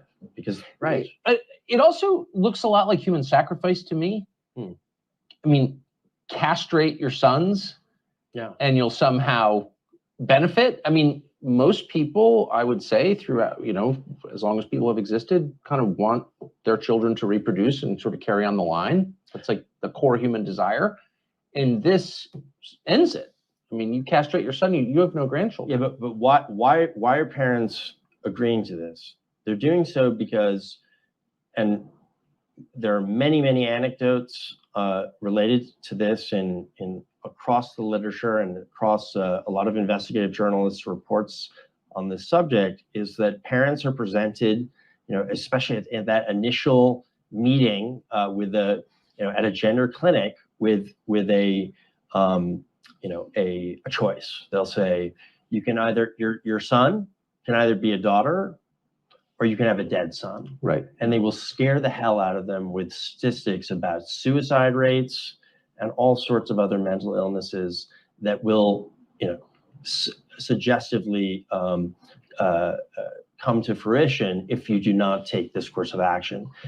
Ironically, in Sweden, which was really at a leader, in this area of medicine and in this field, a Swedish study about a couple of years ago found that post-op transgender patients have a significantly higher likelihood of making suicide attempts and requiring inpatient psychiatric care than the overall general population.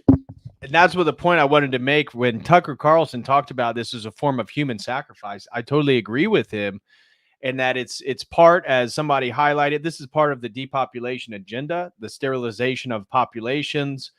Certainly, if the West is already under replacement rate, sterilizing what they said 1.6 million or 1.7 million transgenders that have had gender reassignment surgery in America. That's certainly going to lower the replacement rate and the next few generations. But it's the same old stuff, and I highlighted in temple prostitution. I did a stream on temple prostitution that many temple prostitutes that they would have cross dressers, and so there would be, and this is even true in India, there'll be men who dress and appear as women, and they'll be temple prostitutes for various deities, gods. This was true in parts of Africa as well as the Middle East and the ancient world. And so you can't help but think again, as I say before, we're reverting back to a pre-Christian world, to a barbarous world, an uncivilized world. And the idea that parents advocate this for children, like he was saying, that not only are they sterile, but from my understanding of the numbers that I saw, almost half of all transgenders that go through with gender reassignment surgery end up committing suicide. Like I said, they can't have sexual pleasure. No person, male or female, that has bottom surgery is going to be able to have full sensation. So they're not going to experience an orgasm again. And they're never exactly what they think they're trying to become. And they commit suicide. It's part of a death cult. The abortion, the sterility, the suicide rates. I mean, progressivism and many of the things that they believe in from a Christian perspective is anti-life. It really is a death cult. And that was something that even Joe Rogan and Elon Musk, in their conversation they had 2 days ago, they both agreed with that, because Elon was highlighting the extent to which Twitter was an arm of the CIA and the FBI, and how they would censor anything right of the radical left in all countries. He was saying it wasn't just limited to the United States, Europe, India, all across the world. They were shadow banning, suspending people for anything that didn't align with their far left agenda. And nobody can see what they're advocating for and truly feel, oh yeah, this is definitely a celebration of life. No, this is a death cult. Is it only the white countries that are doing this, or are the non-white countries that are super anxious to castrate their kids? Well, I can tell you it's not happening in China. Right. It's not happening in Japan. It's not happening in India. In Thailand, they have long had a cultural concept of like a third sex. Yes. And so there's a lot of, in fact, it's a big market for sex change surgeries. And for sex trafficking. Yeah, and Yeah. for sex trafficking too. So, but what about sub-Saharan Africa? I mean, they certainly have, I think a strong market share on the genital mutilation subsegment. But in terms of transgenderism, I think that's a non-starter. This is an American export at this point. Yeah, but it's the Anglosphere too, and Scandinavia, and so it's Western Europe, the United States. But in England, they're pulling back from this as well. There are a number of important tort cases centered around negligence by doctors when it comes to duty of care and informed consent. for transgender youth. So just back to the money, which I've given short shrift to, my apologies. So who's profiting? You bring your 8th grader into a gender clinic, kid's got to transition or else he's going to kill himself. Who makes money going forward? Well, Cedars-Sinai Hospital Health System in Los Angeles is the market leader in the sex reassignment surgery, U.S. sex reassignment surgery market. They have approximately 8% market share. It's highly fragmented overall. No single entity really has a share greater than 8%. So, these are very often regional and highly competitive space, but regional. And Cedars has a dedicated transgender clinic. The revenue from the surgeries brought on by that clinic in 2022 amounted to over $200 million. That is on revenue of I believe $8 billion for Cedars overall. Cedars doesn't have a board, or there's no oversight of this. The board encourages it. In fact, there are very perverse incentives for health systems to go full on board with this line of service and this line of products, because entities like the Human Rights Campaign have established what is essentially ESG for trans. They call it HEI, Health, Equity, Inclusion. So Human Rights Campaign about 15 years ago established this national benchmarking tool, and it effectively is a equity and inclusion gauge for health systems. And it is used coercively.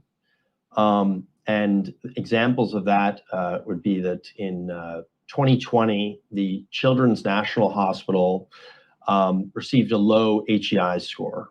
And as a result of that, the board of directors of the hospital immediately established a DEI subcommittee and then extended sex reassignment surgery coverage to all of their employees and their dependents under the age of 18. The next year, Children's National Hospital received 100% HEI score. But it's a hospital filled with self-described scientists. Nobody's piped up and said, there's zero evidence this is a good idea. We don't have a single study suggesting this works. No one said that? Well, I mean, there's certainly studies that would show that, and again, like, they're not necessarily peer reviewed, but there's studies that show that transgender patients are sometimes very satisfied with results. But on the other hand, many times they're not. Over what period? Well, I mean, that's a great question too, because I mean, if you take a 17-year-old and pump him full of hormones he wasn't born with, like, there have to be massive physical and psychological consequences. Well, okay, so with puberty blockers in particular, which suppress testosterone in men, in particular for prostate cancers, as you cited, and affect the pituitary gland, and suppress the onset of puberty. This was also developed to address what's called precocious puberty. Right. That would be kids early onset, 6-9 years old who start developing early, and this is what it's administered for. But the long-term effects of these drugs, especially in healthy patients, and let's face it, transgender patients do not necessarily have any other comorbidities or medical problems. They're healthy adults. It's in the mind, that results in the initiation of treatment. And in the case of puberty blockers, you have concern even amongst gender clinicians that brain development may be significantly impacted by the administration of these drugs, because if you suppress natural maturation, that includes brain development at a very critical stage in adolescence. So we have, that's a side effect. There's concerns about bone density. There's certainly concerns about long-term fertility rates. It goes on and on and on. You said there are two. Unreal that this is happening. Guys, smash that like. I appreciate everybody who's still here. Thank you all for the support. We got a super chat that came in over on the Streamlabs link. I want to highlight that real quick and give a special thank you to Tinfoil Girl. Throws in $5, and Tinfoil Girl says, check out the book From Transgender to Transhumanism by Martine Rothblatt. Tells you where this agenda is going. Absolutely. That's where I opened with Tinfoil Hat Girl about, again, there's the similarities, and I'm only looking at it from a philosophical perspective in regards to the philosophy of transhumanism and some of the foundational elements that they believe in to promote the idea that you need to augment your body through transhumanism, and that has to do with morphological freedom. So transgenderism, there is no transhumanist that also is not in favor of transgenderism. I've yet to find. I'm sure there probably is, but in regards to the major movers and shakers, they're all in favor of this because they believe whether you want to alter your sexual identity or not, it's your right. It's your right as a human because there is no innate essence to you, and therefore you get to do whatever it is that you want. So thank you so much, Tinfoil Hat Girl. I totally agree with you, and I'm going to look that book up. I'm actually not familiar, heard of that one. Again, it was Transgender to Transhumanism, Martine Rothblatt, Transgenderism to Transhumanism. Got it. I got it right here. All right. Let's continue on. Guys, smash that like. Thank you all for being here. And let's finish this conversation. It's almost about up. And then we're going to wrap things up. So smash that like. If anybody wants to show some love and support, feel free to send in a super chat using the Streamlabs link or the Dono chat. Or if you prefer to use YouTube, that is fine as well. All YouTube super chats will be addressed on screen. Two big manufacturers of puberty blockers? Well, there's several. The leading pharmaceutical players in this space include Pfizer, a company called AbbVie Pharmaceuticals. Pfizer? What does Pfizer make? Pfizer makes testosterone, estrogen, and puberty blockers. Primarily, though, it's testosterone and estrogen. And I want to stipulate that the overall sales for these product lines within the pharmaceutical companies are relatively small because the number of patients is very small. There's 300,000 transgender youth, so 13 to 17 in the United States. That number has, by the way, doubled over 5 years, from 2017 being 150,000 to 300,000 by 2022, $200 million. Oh, I lost the point, but I wanted to stop it right there when he's talking about doubling in 5 years. In 5 years, the number of transgender individuals from 13 to 17 has doubled in 5 years, which shows you this is not organic. You said there are two big manufacturers. They're small. There's 300,000 transgender youth, so 13 to 17 in the United States. That number has, by the way, doubled over 5 years, from 2017 being 150,000 to 300,000 by 2022. So these pharmaceutical companies are not necessarily making huge amounts of money off of these drugs. I think really the big money is coming from health systems and the surgeries because they're just so expensive, and incorporate obviously a lot of ancillary costs related to surgeries in general. As I said, revision surgeries are a frequent issue with transgender sex reassignment. Because they're just so invasive and so complicated. It takes 12 to 18 months to recover from a vaginoplasty or a phalloplasty. Knowing as much as you do about how this began and who's profiting, if you wanted to stop it or slow it down or make it less likely that your 8th grader wants to transition, what would you do? Well, I think that I think when you're talking about an 8th grader, for instance, who exhibits, let's say, strong feminine qualities at an early age, may very well just be gay. But in the kind of the time that we live in now, that 8th grader is scrutinized by, a 8th grade teacher, identified as potentially gender dysphoric, referred to a guidance counselor, who then refers to a local psychologist, who then refers the 8th grader and his parents to a gender clinic, go to the gender clinic, and a clinician will make a very stark assessment and raise the stakes for these parents, saying, you can have, again, as I said, a dead son or a transition daughter. And there was a study that Reuters did last year of 18 pediatric clinics, gender clinics in the US, and to assess basically the process of evaluation.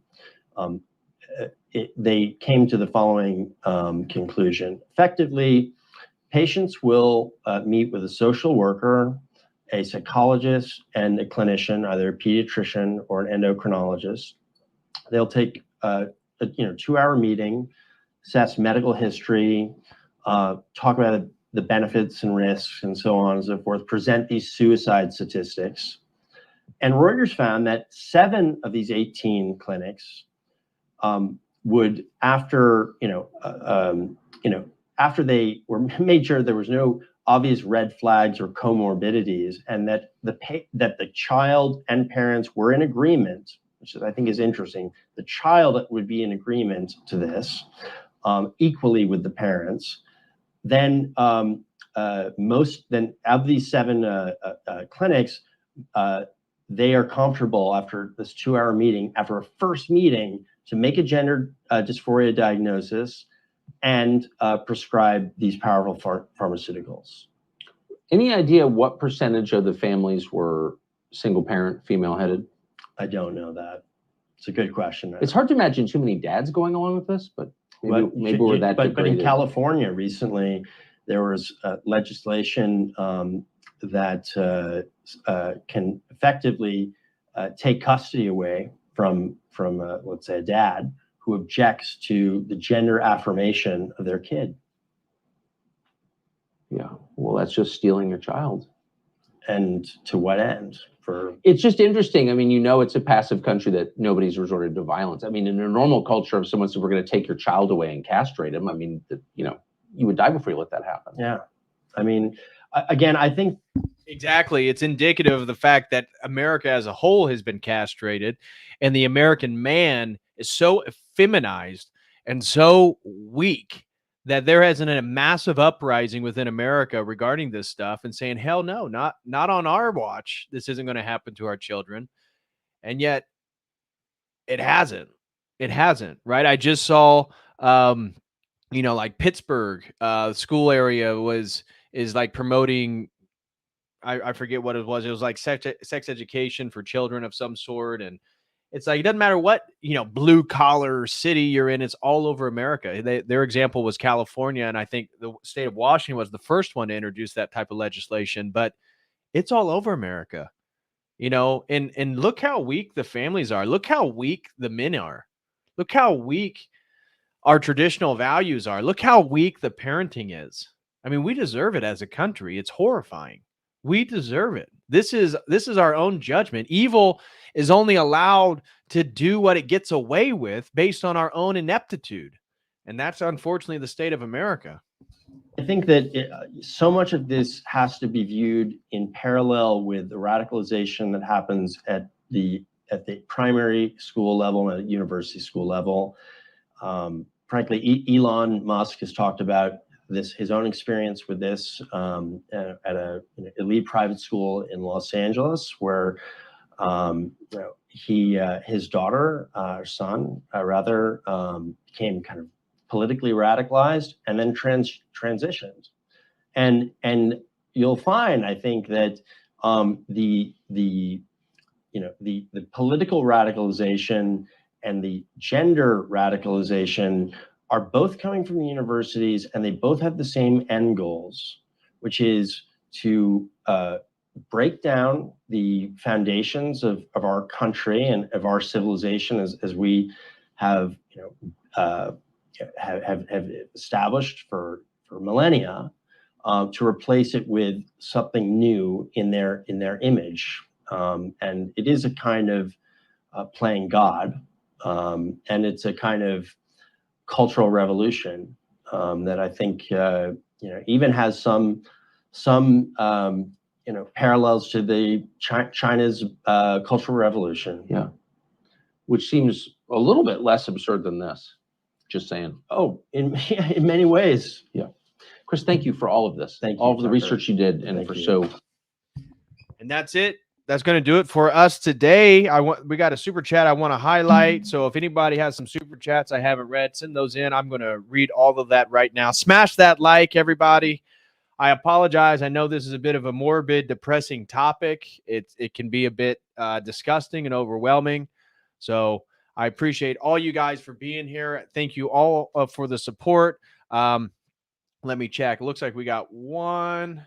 Looks like we got one super chat. I will read that real quick. Then I want to give a special thank you to everybody who showed some today.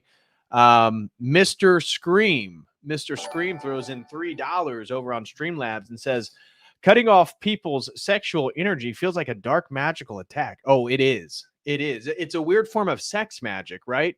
To hypersexualize the culture, right?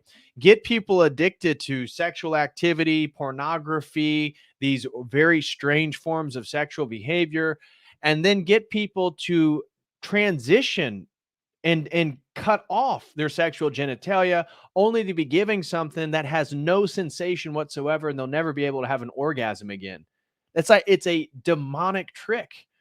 Or the people who are probably most into various forms of sexual activity then are destroying themselves. It absolutely is a weird form of magical attack, because I've argued before, we're already under a spell of demonic sexual magic through the OnlyFans, the sexualization, the rap music, our culture, all that stuff, I think is working at a deeply spiritual level in our country, which is it's very.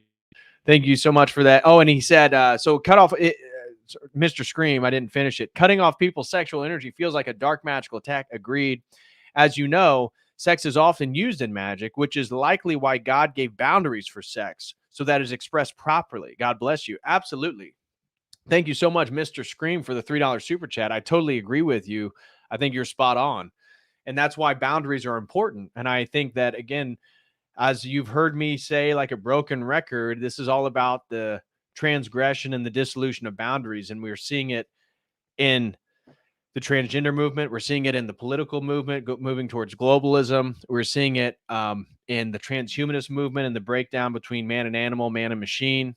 All the boundaries are dissolving right now. And this is quite a time to be alive. Quite a time to be alive. I want to thank all the super chatters. Shout out to Maximus Pike. Shout out to my sister, Rachel Wilson. Thank you, Santi's World Bear. Shout out to DC Woodworking. Shout out to Zoomified, Jesse Miller, and Tatiana for the $10 super chats. Thank you all so much. And over on Streamlabs, I want to give a special thank you to Tinfoil Hat Girl, Mr. Scream, and the Real Cuda Brown for sending in super chats over on Streamlabs. And then on Dono Chat, I want to give a special thank you to Anonymous. Oh, we just got a super chat that came in from Anonymous for $10. Thank you so much, the anonymous donor. God bless you. Thank you very much. Then we had one from Dean Lim 2 threw in $10. Thank you very much, Dean Lim 2. And then your favorite sociologist. I saw you in the live chat. God bless you as well. Thank you for the super chat over on Dono Chat. And most thank you goes to Talasine McDonald for a $150 super chat. And he said, thank you for helping me come to Orthodoxy. Well, brother, glory to God if you've come to the true church, and I'm humbled if I helped in any way. Thank you so much for that generous super chat. I truly do appreciate you. And God bless you and your family, and God bless your new journey into the Orthodox Church and moving forward. I truly appreciate that. So that's going to do it for me, guys. I'm hopping off. I will be back potentially either tomorrow or Sunday with another stream. And so, as always, until next time, God bless.